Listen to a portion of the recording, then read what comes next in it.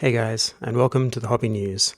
Alright, so we've got more news coming. It's sort of like every day. They're just pumping out that content. So yeah, it's good. It gives us all something to look at, right? So let's take a look. So we've got the Generals Handbook, a little overview of it.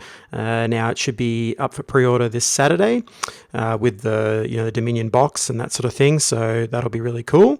And it's just giving us a little bit of a look to see exactly what's in it and all that kind of stuff. So we're fighting in Gur, where all the beasts are and everything, so that's cool. Basically eats your objectives with the rules in the new General's Handbook. So let's take a look. So the new edition of Warhammer Age of Sigmar is getting closer every day. We've already learnt how endless spells will cause magical mayhem and delved into some of the continually developing lore of the mortal realms. Now it's time to turn the spotlight onto the new General's Handbook. This year's General's Handbook is the indispensable guide for anyone playing match play games of Warhammer Age of Sigmar. Thanks to its ring-bound construction, it's yada. Okay, they're making it cheaper to produce. That's great. Thank you very much. But that's fine. It's just what happens. So I guess it is easier to turn the pages and whatever. But that's cool. But at least we're getting a nice looking pack here. From the looks of it, it looks like this is going to become. It feels like, I don't know if this happened before, as I'm, coming back into AOS, like back into fantasy. I'm a long-time fantasy player, but now coming back into AOS and getting into all this stuff again. And it feels like they're looking like they're doing this as sort of seasonal almost, because this is fighting in the realm of Gur. It's going to have things to do with that, like rules-wise and that sort of thing. So you almost like in a lot of computer games do that, like seasons, and you have differences in that season's pack, and then maybe the year after, like this year's beast, maybe next year is something else, but also in concurrent with the lore and the storyline. But you might have a different theme. So this is focused on beast. Maybe the next one is a little bit different focus, and I kind of like that. It means every year. It'll change it up, and different armies become better and worse depending on what this season pack is like and how that's altering the rules, because there are obviously additional rule changes and so on that occur in this that change match play compared to your standard games. And it looks pretty interesting. It looks like they've put a bit into this, so I don't know. It's a cool idea anyway, and it just means that every year is going to be a little bit different, not just from army releases, but then from the pack that you're actually using, and it gives them flexibility to add different battalions, different kinds of like core battalions and so on, like the way the new game is going, and just makes match play a bit more interesting and also more thematic. You've got a more theme to the. It's not just like a sort of a very blank, boring set of rules for tournament play. They're actually trying to incorporate some of that lore and background and inspiration into that pack, so it feels more fun to use. And that's kind of cool. I like all that stuff. So anyway, let's keep going. So along with the core rules, the General's Handbook includes updated war scrolls for the universal endless spells and 12 battle plans designed to explicitly for match play, just to take a look at how packed this book is. So you've got your battle pack, I guess the General's battle pack, which includes this as part of that overall pack, I guess, from the core rules, and then this is adding more again on top of those things. So for creating your army and so on, then you've got this as well for your games. And it seems like they're going to have, it was obvious that spells were going to get some kind of big overhaul, because you've got things like predatory spells moving in both players turn in the battle round. They're moving around, as far as I know, that the predatory spells are doing more movement anyway, and then all the spells are kind of, I guess, there'll be little changes and differences here, on how they work per phase and stuff like that. So you're going to you got to have some kind of update, right? So that's cool. It looks like they've gone through all of them and given we don't know what it is. This article doesn't show it, but I'm sure it'll all be for the better anyway, or at least, a change is good, right? It'll make it more interesting. So what do we got? We've also got the, I guess this is kind of like your changes or update rules or so on, like little bits and pieces here that are going to add to your games, and then your battle plans, which are all the scenarios. So we'll come down here. These battle plans see you fight your way through Gur, a land that is nearly as carnivorous as the creatures that inhabit it. You can use any of the core battalions featured in the core book, which is from the new rulebook, in these battle plans, or you can choose from a pair of core battalions designed specifically for the Generals Handbook. So yeah, it looks like they're adding some additionals in and some theme stuff in for each of these handbooks. So if they do one each year and focus on a different idea, then they get to play around with some different rules, and you'll get to play your army differently each year, which is a lot of fun. It means you don't have to wait like 3 years for your army to get good again. You know, if you didn't like your new army book or something, but this General's Handbook might add a few little key changes that might make a few different lists that you want to run viable based on what they change or add or so on. That would be really cool if that's changing every year. So that means every year of the edition, you've got a new chance to have your army be more competitive, you know, and you don't have to always, you know, meta chase and change armies and do all that kind of stuff. You could maybe have 1 or 2 armies that you stick with that might end up being, you know, better or worse depending, but at least more interesting anyway. So that's kind of cool, right? So we come down here, the Alpha Beast Pack and the Hunters of the Heartlands. Each comes complete with its own unique battalion ability to reflect the hard-won experience of its constituent units. Okay, so that's cool. Now these aren't like super powerful or anything, but you know, in very specific terms, you might take them. I don't think they're gonna trump over the top of the core ones, because I think there's a couple in the core ones that you're probably going to take every time. The Warlord one that gives you the, you know, the relic and the command point or whatever, and then you've got your 1-drop one, and then there's the Entourage one that gives you a choice of relic or so on. So those kind of 3, I'd say, are the ones that most people are going to be veering towards. But, you know, if you have some spare units left over that don't fit into that, then these, you might end up just taking these anyway, just because they're themed around Gur and around beasts, and, you know, they do have at least an ability that's kind of useful. But I don't think it's overly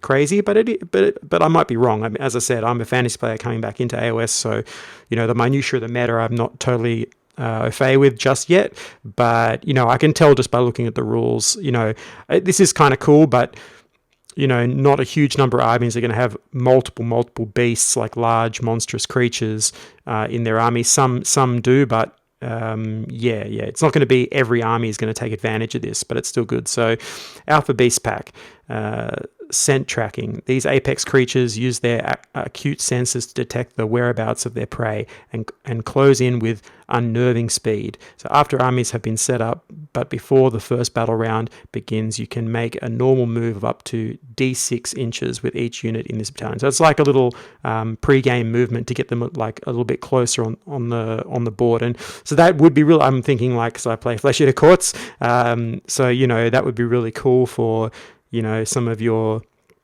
you know, if you have your Terrorgeist or your Zombie Dragon or whatever, and you want to just get a bit forward because you're going for like an Alpha Strike style list or something like that, you want to get in quickly, that extra little bit of extra movement could be valuable. But with a D6, it's pretty swingy, so you may only just roll a 1, and so it's pretty much useless. So it's kind of a swing thing, but, you know, it might, you know, let's say average roll of 3, so 3 inches, that might be enough just to guarantee the charge, you know, just give you that extra inch on your charge roll when you're going across or whatever.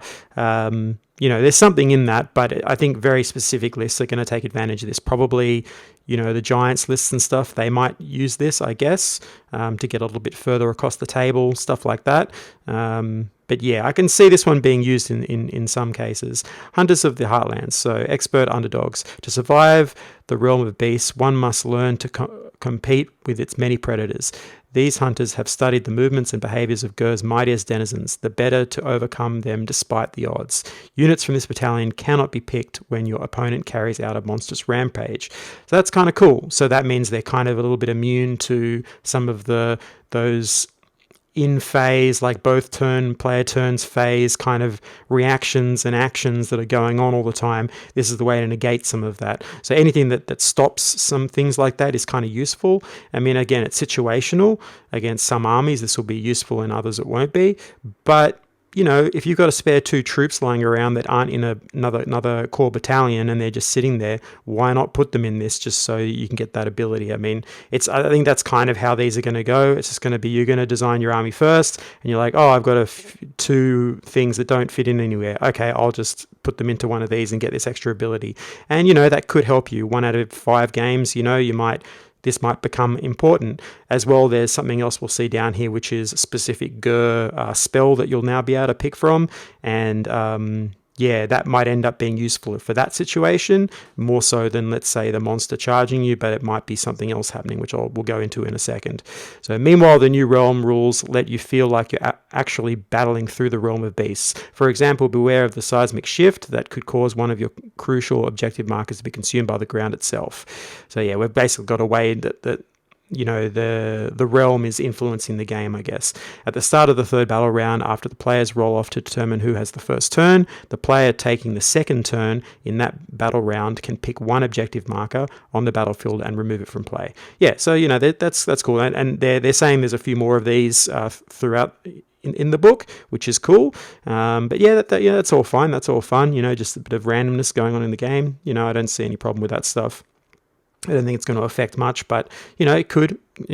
As I said, 1 out of every 5 games, it might be crucial, but for the most part, there's just a little bit of flavor adding on top of the game, which is nice. So, on the other hand, your spellcasters can draw on the energies of Gur to enact monstrous transformations that can turn the tide of battle. This is kind of interesting. I kind of like this. So you could have one of your wizards choose this spell.